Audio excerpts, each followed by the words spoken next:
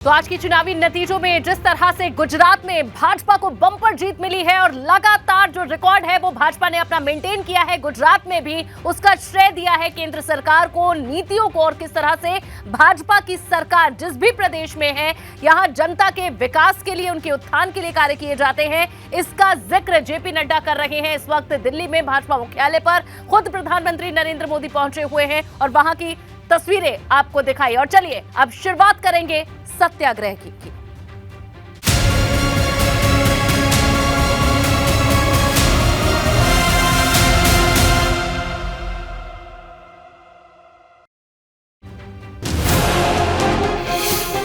मैनपुरी में डिंपल यादव की जीत पर हरिद्वार से सपा कार्यकर्ताओं ने खुशी मनाई है। पार्टी के महानगर अध्यक्ष के नेतृत्व में कार्यकर्ताओं ने मिठाइयां बांटकर खुशी का इजहार किया।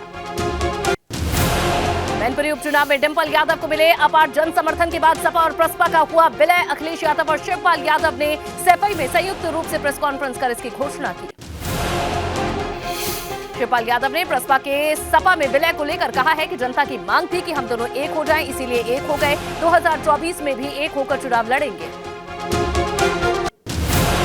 गुजरात में भाजपा ने रचा इतिहास, लगातार 7वीं बार रिकॉर्ड तोड़ जीत। कांग्रेस का लगभग सफाया। कांग्रेस के गुजरात प्रभारी रघु शर्मा का इस्तीफा।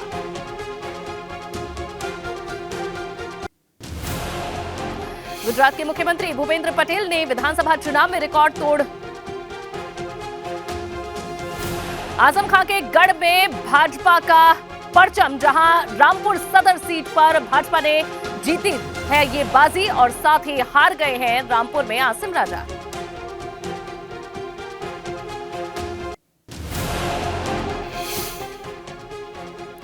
जीत के बाद आकाश सक्सेना की फोटो सामने आई है, जहां उन्हें सर्टिफिकेट मिला है। अपनी जीत का श्रेय उन्होंने भाईचारे को दिया है। हिंदू और मुसलमान एक साथ क्षेत्र में विकास करेंगे, ये वादा भी किया है।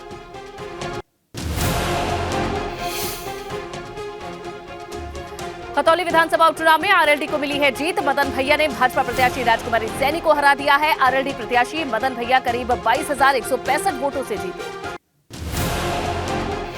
खतौली विधानसभा सीट से भाजपा प्रत्याशी ने हार के बाद दी है प्रतिक्रिया। मतगणना स्थल से जाते वक्त बोली राजकुमारी सैनी, जनता ने जो किया ठीक किया।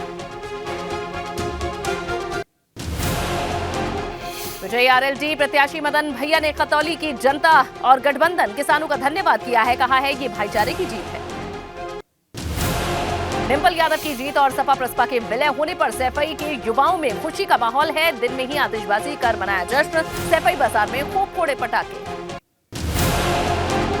लखनऊ में समाजवादी पार्टी के कार्यालय के बाहर जबरदस्त जश्न का माहौल। ढोल नगाड़ों के साथ कार्यकर्ता मना रहे हैं खुशी, एक दूसरे को मिठाई खिलाकर दे रहे बधाई। मैनपुरी में सपा की जीत पर आगरा में भी खुशी। सपा नेताओं ने आतिशबाजी कर जश्न मनाया। महानगर अध्यक्ष ने कार्यकर्ताओं के साथ मिठाई बांटकर मनाई जीत की खुशी। मैनपुरी में डिंपल यादव की जीत पर हरिद्वार में सपा कार्यकर्ताओं ने मनाई खुशी। पार्टी के महानगर अध्यक्ष के नेतृत्व में कार्यकर्ताओं ने मिठाई बांटकर खुशी का इजहार किया। मैनपुरी उपचुनाव में डिंपल यादव को मिले अपार जनसमर्थन के बाद सपा और प्रसपा का हुआ विलय। अखिलेश और शिवपाल यादव ने सैफई में संयुक्त रूप से प्रेस कॉन्फ्रेंस कर घोषणा की। शिवपाल यादव ने प्रसपा के सपा में विलय को लेकर कहा, जनता की मांग थी कि हम दोनों एक हो जाएं, इसीलिए एक हो गए। 2024 में भी एक साथ ही चुनाव लड़ेंगे। गुजरात में भाजपा ने रचा है इतिहास, लगातार 7वीं बार रिकॉर्ड तोड़ जीत। कांग्रेस का लगभग सफाया। कांग्रेस के गुजरात प्रभारी रघु शर्मा का इस्तीफा। गुजरात के मुख्यमंत्री भूपेंद्र पटेल ने विधानसभा चुनाव में रिकॉर्ड तोड़ जीत पर पार्टी कार्यकर्ता कार्यालय में जश्न मनाया है। सभी नेताओं का मुंह मीठा कराकर उन्होंने जीत की बधाई दी है। गुजरात के मुख्यमंत्री भूपेंद्र पटेल और राज्य के भाजपा अध्यक्ष सीआर पाटिल ने मिठाई खाकर जश्न मनाया है। गुजरात में भाजपा की ऐतिहासिक जीत की खुशी जाहिर की।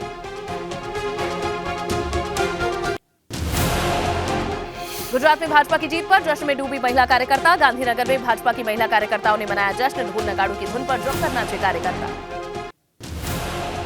गुजरात में भाजपा की जीत पर आज ही मन गई दिवाली। भाजपा समर्थकों ने सड़कों पर आतिशबाजी की। जीत की खुशी में जमकर पटाखे फोड़े। सूरत में भाजपा कार्यालय में जश्न का माहौल। भाजपा कार्यकर्ताओं ने लहराया पार्टी का झंडा। वंदे मातरम, भारत माता की जय और जय जय श्री राम के नारे लगाए।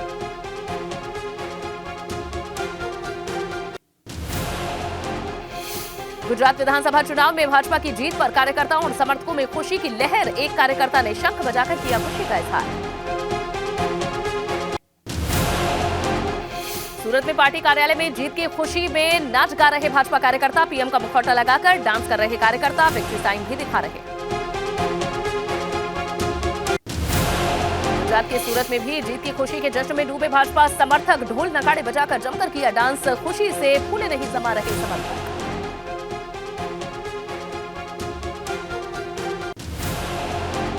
और चलिए अब सीधी तस्वीरें सैफई से दिखाएंगे, जहां अखिलेश यादव और डिंपल यादव मुलायम सिंह यादव को श्रद्धांजलि देने के लिए पहुंचे हैं। ये तस्वीरें डिंपल यादव की बड़ी जीत के बाद अखिलेश यादव परिवार के अन्य सदस्यों के साथ मुलायम सिंह यादव को श्रद्धांजलि देने आए हैं। इससे पहले जब डिंपल यादव अपना नामांकन दाखिल करने गई थी, तब भी अखिलेश यादव के साथ वे पहुंची थी मुलायम सिंह यादव का आशीर्वाद देने के लिए। और अब जीत, जिसे एक बड़ी श्रद्धांजलि के तौर पर बताया जा रहा है मुलायम सिंह यादव को, जीत हासिल करने के बाद डिंपल यादव जो कि अब सांसद बन गई हैं मैनपुरी से, वही सीट जो मुलायम सिंह यादव की थी और उनके निधन के बाद खाली हुई। ये एक्सक्लूसिव तस्वीरें एबीपी गंगा पर आप देख रहे हैं। अखिलेश यादव मुलायम सिंह यादव की समाधि स्थल पर पहुंचे हैं और वीरेश पांडे इस वक्त हमारे साथ जुड़ गए हैं, ब्यूरो चीफ। वीरेश जी, ये तस्वीरें जब भी आशीर्वाद की जरूरत होती है, जब भी किस तरह से ये जो कुनबा है ये एकजुट होता है, तब तक मुलायम सिंह यादव के समाधि स्थल पर ये पहुंचते हैं और अब जीत के बाद वही तस्वीरें।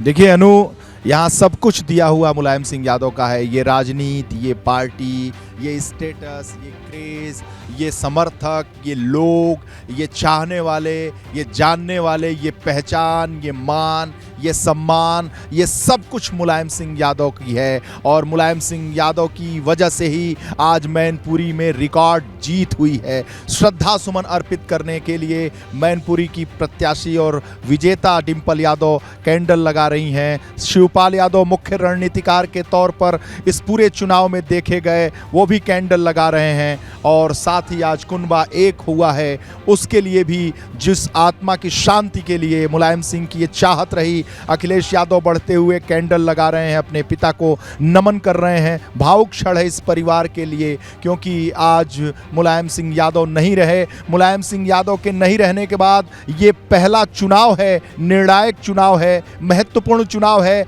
और बहुत इमोशनल क्षण है। पूरा परिवार आज इकट्ठा है। इस मैनपुरी की जीत ने सैफई परिवार को एक कर दिया। धर्मेंद्र यादव को देखिए, अतुल प्रधान को देखिए, ये तमाम समाजवादी पार्टी के नेता, यहाँ के सैफई के वरिष्ठ जन और मुलायम सिंह यादव के करीबी रहे लोग यहाँ पर नमन कर रहे हैं, क्योंकि ये जीत, ये मान, ये सम्मान, ये पहचान, ये सैफई का विकास, ये सैफई के लोग सब मुलायम सिंह के हैं। और मुलायम सिंह की पार्टी, मुलायम सिंह ने अपने पुत्र को मुख्यमंत्री बनाया, पार्टी का राष्ट्रीय अध्यक्ष बनाया। राजपाल कश्यप को देखिए, तेज प्रताप यादव दिख रहे हैं, अनुराग यादव दिख रहे हैं, धर्मेंद्र भी हैं, और ये सारे लोग यहाँ पर आज समाधि स्थल पर खड़े हैं। मैनपुरी से जीत का सर्टिफिकेट लेने के बाद डिंपल और अखिलेश सीधे शिवपाल यादव के घर पहुंचे। वहां पर पहुंचकर चाचा और चाची का आशीर्वाद लिया, प्रणाम किया और फिर शिवपाल यादव को साथ लेकर समाधि स्थल पर पहुंचे हैं। मौन है, 2 मिनट के मौन है। ये पूरा परिवार आज भावुक कर देने वाला ये जीत है, ये लम्हा है, ये क्षण है। इसलिए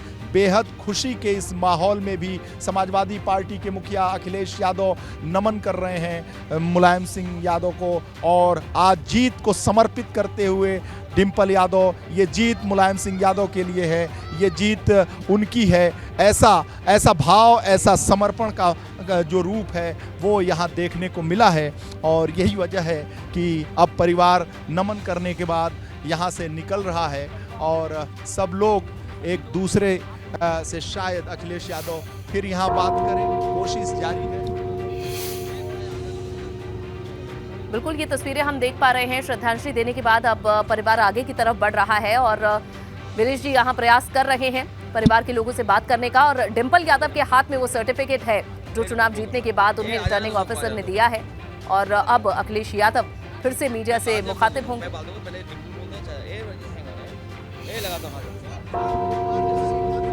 जीत के बाद एक बार फिर से मुलायम सिंह यादव को श्रद्धांजलि देने पहुंचे हैं, उनका आशीर्वाद लेने पहुंचे हैं। बड़ी जीत मुलायम सिंह यादव को एक बड़ी श्रद्धांजलि मैनपुरी ने दी है, यही सपा परिवार का कहना है, डिंपल यादव का कहना है। और इस जीत के बाद एक बार फिर से अखिलेश यादव को, डिंपल यादव को आप सुनेंगे। एबीपी गंगा पर ये एक्सक्लूसिव तस्वीरें आप देख रहे हैं और ये देखिए, ये सर्टिफिकेट दिखाते हुए शिवपाल यादव, डिंपल यादव की जीत का, एक बड़ी जीत आज डिंपल यादव ने मैनपुरी लोकसभा के उपचुनाव में हासिल की है। पहली महिला सांसद बनी है, क्या कहेंगे? ये चुनाव नेताजी का चुनाव था। हम लगातार लोगों के बीच में गए हैं, हमने यही बात रखी है और मैंने कहा था कि मैनपुरी लोकसभा क्षेत्र के लोग, जो नेताजी का परिवार है, वो इतिहास रचने का काम करेगा। और आज ये जीत जो हमें मिली है, ये जीत मेरी नहीं है, ये इस क्षेत्र के सभी लोगों की जीत है और ये जीत नेताजी को समर्पित है। डिंपल जी, आपको इतनी बड़ी रिकॉर्ड जीत की उम्मीद थी क्या? यह क्षेत्र नेताजी की कर्मभूमि रही है। इस क्षेत्र ने विकास देखा है नेताजी की छत्र छाया में, और मैं समझती हूँ लोगों का समर्पण है नेताजी के प्रति, जो उन्होंने मुझे आशीर्वाद दिया है, स्नेह दिया है, सम्मान दिया है। ऐसा आशीर्वाद, ऐसा स्नेह तो नेताजी के रहने पे भी जनता ने वो आशीर्वाद, उस कदर नहीं दिया जो आज आपको दिया है उनके जाने के बाद। ये मीडिया चैनल्स नहीं समझ पाएंगे नेताजी का क्या रिश्ता था इस क्षेत्र से, और मैं धन्यवाद देना चाहूँगी आप सबको। आप लोगों ने भी बहुत अच्छी कवरेज दी है और धन्यवाद देना चाहूँगी क्षेत्र के सभी लोगों को। सर नहीं चाहिए बोल रहा हूँ।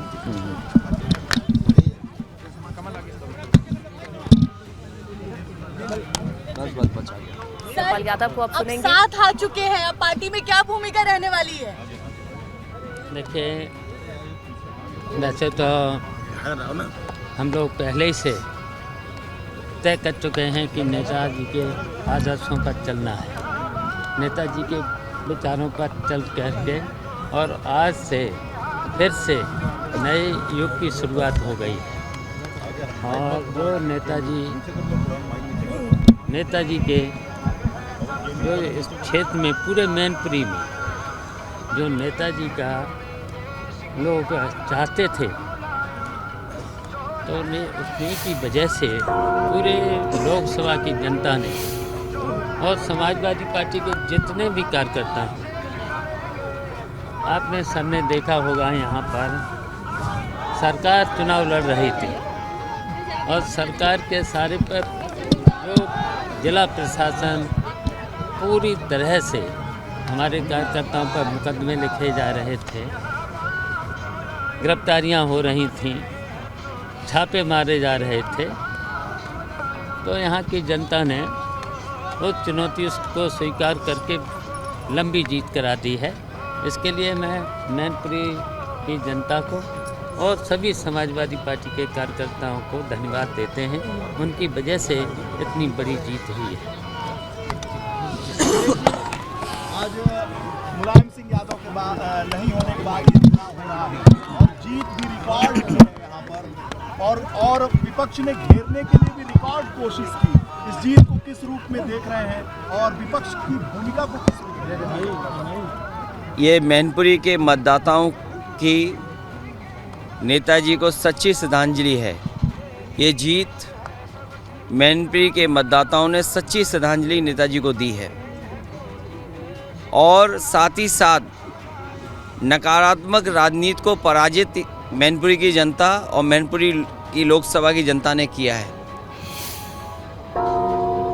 ये हमारी और खासकर सभी समाजवादी साथियों की जिम्मेदारी बनती है कि नेताजी ने जो रास्ता दिखाया उस रास्ते पर हम लोग चलें। जो समाजवादी आंदोलन नेताजी यहाँ तक लेकर के आए हैं, हम सबकी जिम्मेदारी बनती है इस आंदोलन को और आगे बढ़ाएं।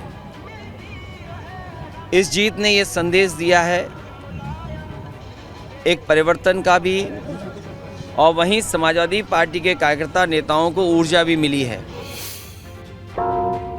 तो एक नया दौर शुरू हुआ है, शिवपाल यादव ने बात कही है और साथ ही अखिलेश यादव ने कहा है कि सच्ची श्रद्धांजलि यहां मैनपुरी की जनता ने आज शिवपाल यादव को दे दी है। सीधा दिल्ली में भाजपा मुख्यालय का रुख करेंगे। प्रधानमंत्री नरेंद्र मोदी वहां पहुंचे हुए हैं, जहां गुजरात में एक बड़ी जीत आज मिली है और सीधा संबोधन।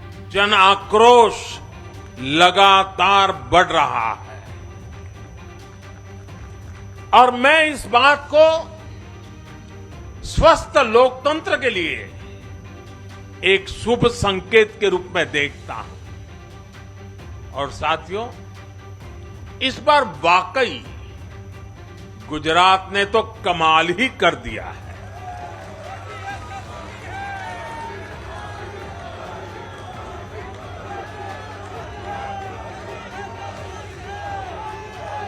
मैं नड्डा जी सहित सभी भाजपा कार्यकर्ताओं को बधाई देता हूं और विशेष रूप से मैं गुजरात की जनता को भी नमन करता हूं। चुनावों के दौरान मैंने गुजरात के भाई बहनों और युवाओं से कहा था कि इस बार नरेंद्र का रिकॉर्ड टूटना चाहिए और मैंने वादा किया था कि भूपेंद्र नरेंद्र का रिकॉर्ड तोड़े, इसलिए नरेंद्र जी जान से मेहनत करेगा।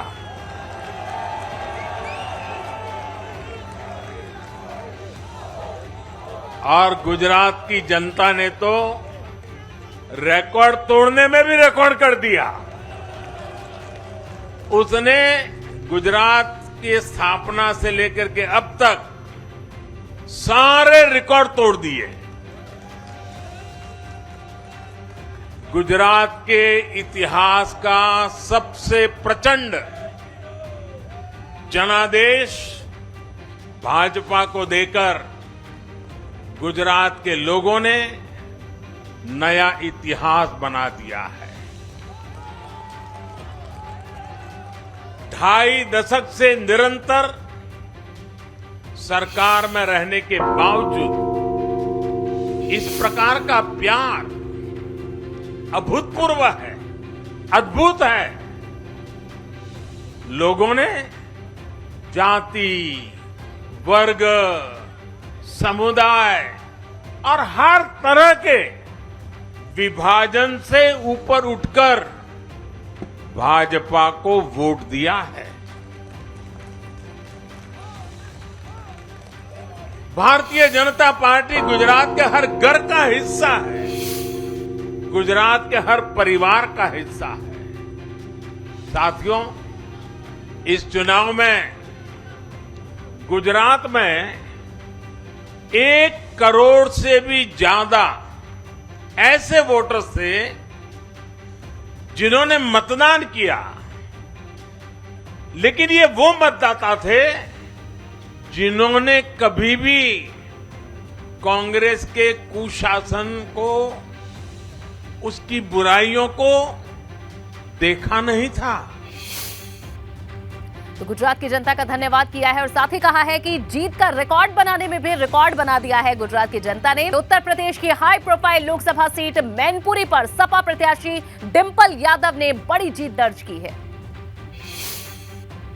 डिंपल यादव ने करीबी प्रतिद्वंदी भाजपा उम्मीदवार रघुराज सिंह शाक्य को तकरीबन 2,88,000 मतों से पराजित किया है। मैनपुरी सीट पर डिंपल यादव को 6 लाख से ज्यादा मत प्राप्त हुए, जबकि भाजपा के उम्मीदवार को 3 लाख वोटों से ही संतोष करना पड़ा।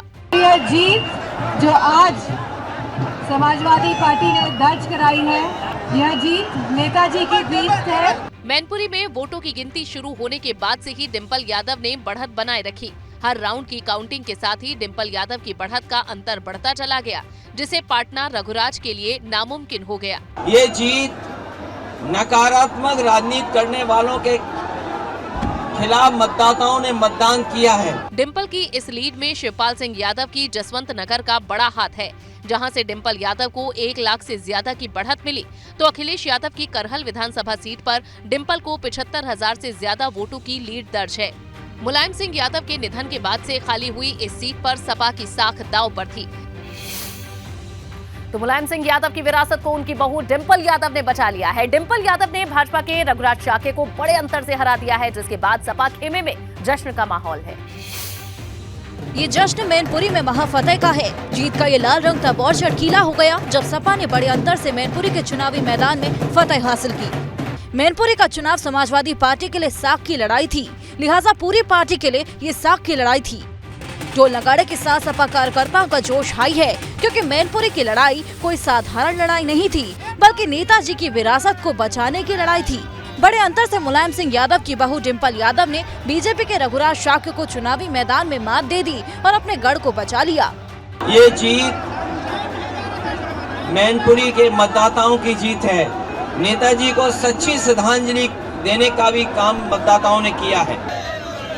दरअसल 1996 के बाद से मैनपुरी लोकसभा सीट के लिए 8 बार चुनाव हो चुके हैं, लेकिन हर बार जीत का परचम समाजवादी पार्टी ने लहराया है। एक बार फिर मैनपुरी की जनता ने मुलायम परिवार को आशीर्वाद दिया।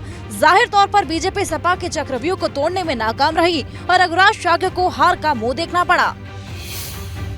मैनपुरी लोकसभा उपचुनाव में जनता ने मुलायम सिंह यादव की विरासत उनकी बहू को सौंप दी है और खुद को नेताजी का शिष्य बताने वाले भाजपा के रघुराज शाक्य को नकार दिया है।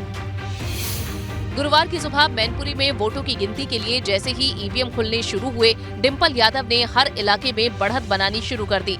हालांकि मैनपुरी में मतगणना शुरू होने से पहले तक रघुराज शाक्य लगातार अपनी जीत का दावा कर रहे थे। मैनपुरी लीग से जीतने का काम करेंगे, जसवंत नगर जीतेंगे, करहल भी जीतेंगे, 5 विधानसभा जनता जिताने का काम कर रही है। लेकिन काउंटिंग के पहले राउंड से ही रघुराज शाक्य डिंपल यादव से लगातार पिछड़ते चले गए। मैनपुरी लोकसभा सीट में आने वाले 5 विधानसभा क्षेत्रों में रघुराज शाक्य डिंपल यादव से पीछे रहे। इतना ही नहीं, रघुराज शाक्य अपने गाँव यहाँ तक कि अपने ही बूथ में भी डिंपल यादव से आगे नहीं निकल पाए।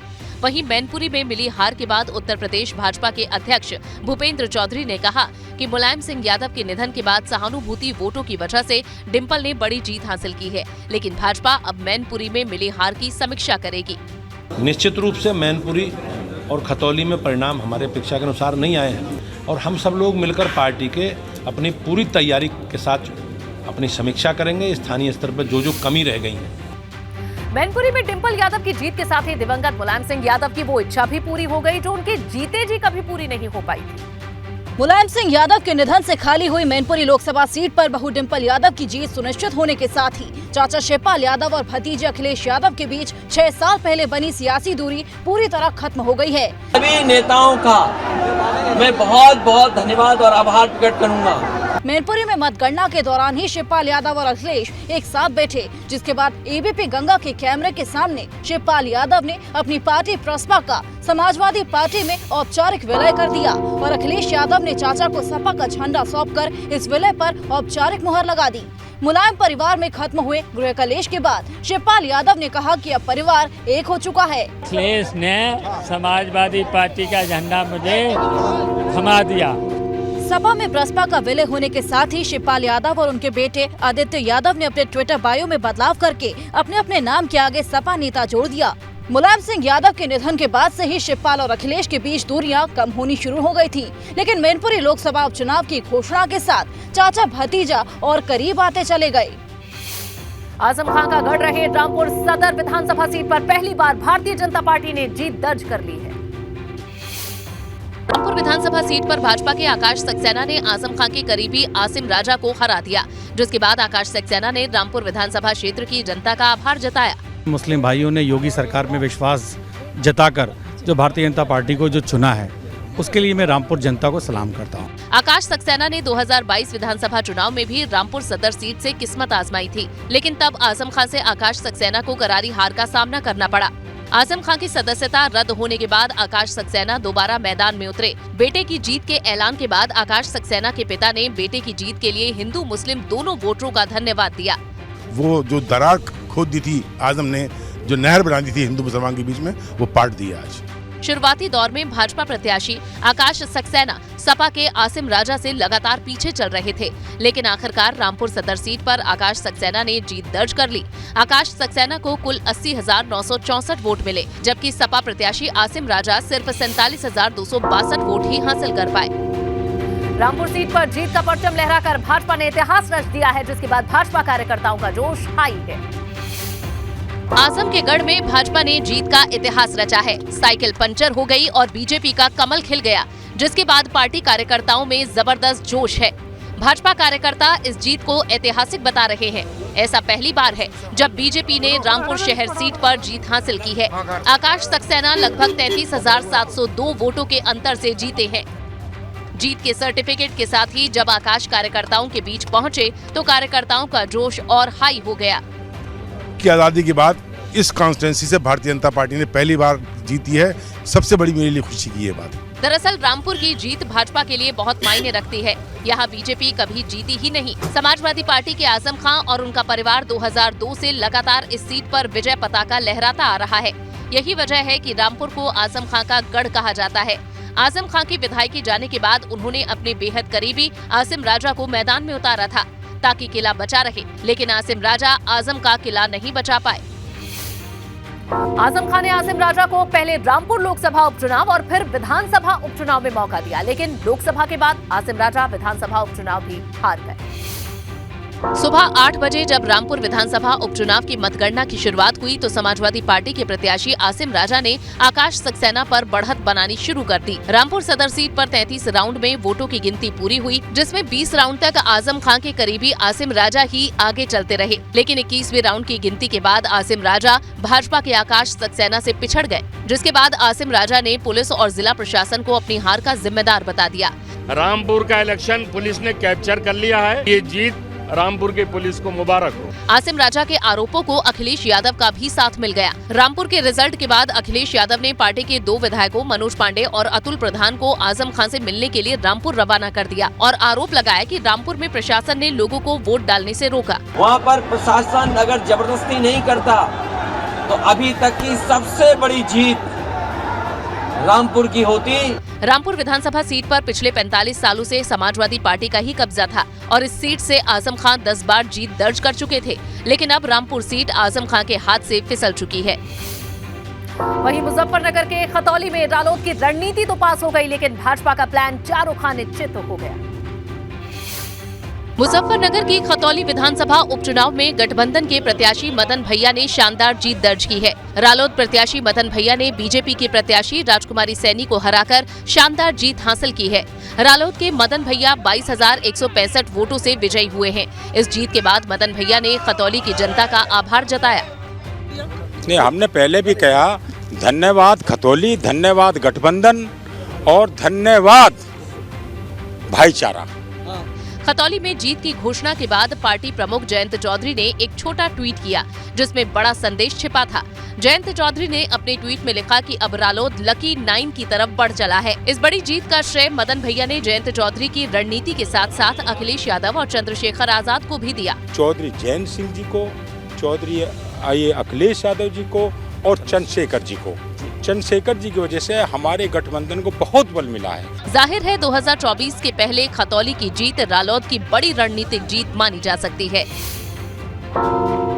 खतौली में उपचुनाव के नतीजों ने रालोद को खुशी का एक बड़ा मौका दे दिया, लेकिन इस जीत के बाद भी जयंत चौधरी जीत का जश्न नहीं मनाएंगे। खतौली की सीट रालोद ने भाजपा को हराकर बड़ी जीत हासिल की है। मदन भैया ने मैदान मार लिया है, लेकिन इतनी बड़ी जीत के बाद भी रालोद प्रमुख जयंत चौधरी के मन में एक टीस है, जिसकी वजह से खुले तौर पर वे पार्टी कार्यकर्ताओं के साथ जश्न मनाते नहीं दिख रहे। दरअसल मैनपुरी लोकसभा सीट पर डिंपल यादव ने बाजी मारी तो खतौली सीट पर मदन भैया ने, जिस पर जयंत चौधरी ने एक ट्वीट किया और लिखा, खतौली और मैनपुरी में जिस तरह सबका साथ मिला बहुत खुशी हुई और ये सर्व समाज की समरसता के अच्छे संकेत है, लेकिन रामपुर में लोकतांत्रिक मूल्यों का जिस तरह से गला घोटा गया उससे आहत हूँ। जीत का जश्न नहीं मनाऊंगा। दरअसल आजम खां का गढ़ कहे जाने वाले रामपुर में बीजेपी ने परचम लहराया है।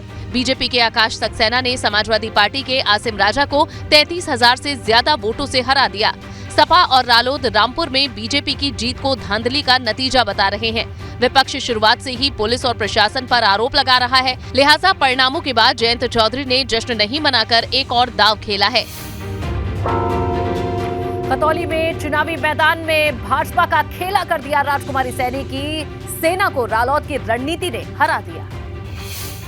2024 के पहले खतौली की जीत रालोद ने भाजपा को हराकर बड़ी जीत हासिल की है। खतौली में चुनावी मैदान में भाजपा का खेला कर दिया राजकुमारी सैनी की। सेना को रालोद की रणनीति ने हरा दिया। खतौली की जनता ने अपना फैसला सुना दिया और रालोद प्रत्याशी मदन भैया को जीत का आशीर्वाद दिया। मदन भैया ने बीजेपी की राजकुमारी सैनी को 22,165 वोटों से मात दी और खतौली में जीत का परचम लहराया। जीत का औपचारिक ऐलान होने से पहले ही बीजेपी प्रत्याशी राजकुमार सैनी मतगणना स्थल से वापस चली गयी। जाने से पहले उन्होंने कह दिया था कि जो जनता ने किया वही फैसला सही है। जो जनता ने करा वो सही करा। क्या लगता है अभी 4 राउंड की काउंटिंग बाकी। दरअसल खतौली सीट पर हार बीजेपी के लिए बड़ा झटका है। रालोद की बड़ी जीत है क्योंकि 2017 से ये सीट भाजपा के कब्जे में थी। 2022 के चुनाव में भी भाजपा ने इस सीट पर परचम लहराया था, लेकिन उपचुनाव में रालोद की रणनीति के सामने बीजेपी का प्लान फेल हो गया और खतौली में रालोद ने बीजेपी का खेला कर दिया। गठबंधन की हवा चलने की शुरुआत हुई है और हमारा पूरा प्रयास रहेगा इस शुरुआत को हम आगे बढ़ाएं अपने गठबंधन के लीडरशिप के साथ मिलकर, और इसको हम जो है पहले जैसा उत्तर प्रदेश जहां पर एक भाईचारा था उसे हम पुनः विकसित करके पुनः लौटाएं। और अब प्रदेश के बाद देखते हैं देश में कहां चल रहा है घड़ी घड़ी घमासान। गुजरात में भाजपा ने बम्पर जीत हासिल की है और 150 से ज्यादा सीट जीतती नजर आ रही है।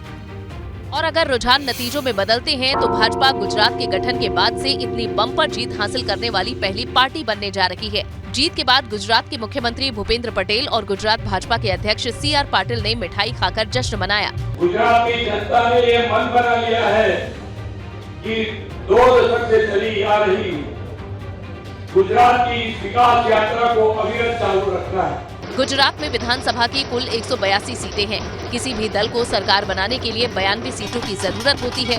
भाजपा इससे कहीं आगे 155 से भी ज्यादा सीटें जीतती नजर आ रही है। रिकॉर्ड की बात करें तो भाजपा अकेली ऐसी पार्टी बनने जा रही है जो गुजरात में लगातार 7वीं बार राज्य की सत्ता संभालेगी। ऐसी जीत और इतनी सीटें पीएम मोदी के मुख्यमंत्री रहते भी नहीं मिली थी, जिसके लिए खुद प्रधानमंत्री ने बधाई दी है। गुजरात की इस जीत का जश्न भाजपा के कार्यकर्ता देश के अलग अलग हिस्सों में मना रहे हैं। गुजरात में प्रचंड जीत के बाद भाजपा के मुख्यमंत्री का शपथ ग्रहण 12 दिसंबर को 2 बजे तय किया गया है, जिसमें पीएम मोदी के भी शामिल होने की खबरें हैं। गुजरात विधानसभा चुनाव में पहली बार उतरी आम आदमी पार्टी ने जीत के जितने दावे किए थे, जीत उनसे कोसों दूर रही। गुजरात में पहली बार पूरे दमखम के साथ चुनाव में उतरी आम आदमी पार्टी ने सभी सीटों पर अपने उम्मीदवार उतारे थे, जिनमें से सिर्फ 5 सीटों पर उसके प्रत्याशियों ने बढ़त बनाई। आपके सीएम पद का चेहरा यशोदान गढ़वी और प्रदेश अध्यक्ष गोपाल इटालिया और अल्पेश कथीरिया तीनों चुनाव हार चुके हैं। गुजरात में आम आदमी पार्टी के मुख्य संयोजक अरविंद केजरीवाल ने पेपर पर लिखकर दावा किया था कि उनकी पार्टी इस बार गुजरात में कीर्ति पताका फहराएगी। गुजरात में आम आदमी पार्टी की सरकार बन रही है। ये आज आप नोट कर लीजिए, ये भविष्यवाणी भी नोट कर लीजिए और ये भविष्यवाणी सही होगी। और तो और जिस सूरत में केजरीवाल ने ये बयान दिया था, वहाँ की 16 सीटों पर भाजपा ने जीत दर्ज की है। हालांकि इस हार में भी आम आदमी पार्टी ने अपनी जीत ढूंढ ली है। उन चंद पार्टियों में अब आपकी आम आदमी पार्टी भी शामिल हो गई है। गुजरात में पार्टी को करीब 13% वोट मिले हैं, जिसे आम आदमी पार्टी बड़ी सफलता मान रही है। आम आदमी पार्टी अब क्षेत्रीय पार्टी से राष्ट्रीय पार्टी बन गई है, जिसका ऐलान चुनाव आयोग बाद में कर सकता है। आज यूपी में 3 उपचुनावों के लिए हुए मतदान का रिजल्ट आया, तो वहीं गुजरात और हिमाचल प्रदेश के चुनावों के नतीजे भी आ गए। गुजरात में जितनी अप्रत्याशित भाजपा की जीत रही, उतनी ही अप्रत्याशित कांग्रेस की हार भी मानी जा रही है। तो वहीं आम आदमी पार्टी के दावों की भी पोल खुल गई। गुजरात की जनता ने 27 साल बाद एक बार फिर खुले दिल से न सिर्फ भाजपा को स्वीकार किया है, बल्कि 150 से भी ज्यादा सीटों वाला एक ऐसा बहुमत दिया है जो आज से पहले गुजरात में किसी पार्टी को नहीं मिला। तो दूसरी तरफ कांग्रेस की रणनीति न सिर्फ फेल हुई है, बल्कि पूरी तरह से खारिज कर दी गई है। कांग्रेस के वरिष्ठ नेता अर्जुन मोढवाडिया ने कैबिनेट मंत्री बाबू बोखेरिया को हरा जरूर दिया है, लेकिन राज्य में उनकी स्थिति बहुत खराब है। पहली बार राज्य में कांग्रेस के 20 विधायक से भी कम विधानसभा पहुँचे हैं। गुजरात में कांग्रेस को सबसे बड़ा डेंट आम आदमी पार्टी ने भी मारा है, जिसे कांग्रेस ने स्वीकार भी किया है। पहले ही दिन से हम बोल रहे थे कि आम आदमी पार्टी और ओवैसी यहाँ कांग्रेस के मत काटने के लिए आए हैं, चुनाव जीतने के लिए नहीं आए। राहुल गांधी ने कहा कि अपनी भारत जोड़ो यात्रा में भीड़ तो आ रही है, संवाद भी कर रही है, लेकिन गुजरात चुनाव में इससे कोई फायदा नहीं हुआ। हार के बीच कांग्रेस के गांधीधाम से उम्मीदवार भरत सोलंकी ने काउंटिंग स्टेशन में भी आत्महत्या करने की कोशिश की और ईवीएम में गड़बड़ी का आरोप लगाया। हिमाचल प्रदेश में कांग्रेस ने आखिरकार भाजपा के हाथों से सत्ता छीन ली और नतीजों में भाजपा को बड़ा झटका लगा है। सराज सीट से सीएम जयराम ठाकुर ने कांग्रेस के चेतराम ठाकुर को जरूर हरा दिया, लेकिन वो अपनी पार्टी की नैया पार नहीं करा सके। भाजपा बहुमत के लिए जरूरी 35 सीटों के आंकड़े से 10 सीट दूर है और कांग्रेस सरकार बनाने जा रही है। हिमाचल के हर चुनाव में 35 से 75% मंत्रियों के चुनाव हारने का रिकॉर्ड है। इस बार भी जयराम ठाकुर कैबिनेट के 10 में से 8 मंत्री हार चुके हैं। 2017 के मुकाबले उसे 19 सीटों का नुकसान हुआ है। मुख्यमंत्री जयराम ठाकुर ने नतीजों के बाद इस्तीफा दे दिया है और हार की समीक्षा की बात कही है। जनमत का सम्मान किया है और हमने अपना रेजिग्नेशन राज्यपाल मोदी जी को सौंपा है और जनता की सेवा में हमेशा रहेंगे। हालांकि प्रधानमंत्री नरेंद्र मोदी ने पार्टी की हार पर प्रतिक्रिया देते हुए ट्वीट किया और हिमाचल की जनता को धन्यवाद दिया। भाजपा के 21 बागियों ने चुनावी मैदान में ताल ठोक दी थी, जो पार्टी की हार की सबसे बड़ी वजहों में से एक है। उधर आम आदमी पार्टी प्रदेश में अपना खाता तक नहीं खोल सकी। और अब देश की बात देखते हैं विदेश में कहां-कहां चल रहा है घड़ी घड़ी घमासान। बात अफ्रीका की। अफ्रीकी देश नाइजीरिया में आई बाढ़ ने देश में भयंकर तबाही मचाई है। कुदरत की असीम ताकत ने पूरे नाइजीरिया में तांडव मचा दिया था। जल प्रलय की ऐसी तस्वीरें हैं जो किसी के भी रोंगटे खड़े कर सकती हैं। आफत की ये तस्वीरें नाइजीरिया के तबावा राज्य की हैं, जहां हर तरफ पानी से भरे रास्ते, घर और जमीन दिख रही है। लेकिन इससे भी बड़ी आफत इन लोगों पर आई है जिनके पास अब खाने के लिए कुछ भी नहीं बचा। खेत जलमग्न हैं, माएं मजबूर हैं, बच्चे भूखे हैं और बर्तन में नाम मात्र का खाना बचा है। किसान पानी से भरे खेत में जा तो रहे हैं, लेकिन फसल काटने नहीं, बल्कि फसल की जड़ों में खाना ढूंढने। नाइजीरियाई सरकार को बाढ़ के बारे में पहले से ही पूर्वानुमान था। वैज्ञानिकों ने आने वाली तबाही के बारे में इत्तला कर दिया था, लेकिन तबाही की हकीकत कुछ और ही बयां कर रही है। नाइजीरिया ने दशकों बाद ऐसी त्रासदी देखी है, जहां बाढ़ की वजह से 600 से ज्यादा लोगों की मौत हो चुकी है। 13 लाख लोगों को अपना घर छोड़ना पड़ा, जिसमें वो अपने साथ ले जा सके तो सिर्फ और सिर्फ गम और दुख। और इसी के साथ सत्याग्रह में फिलहाल के लिए बस इतना ही।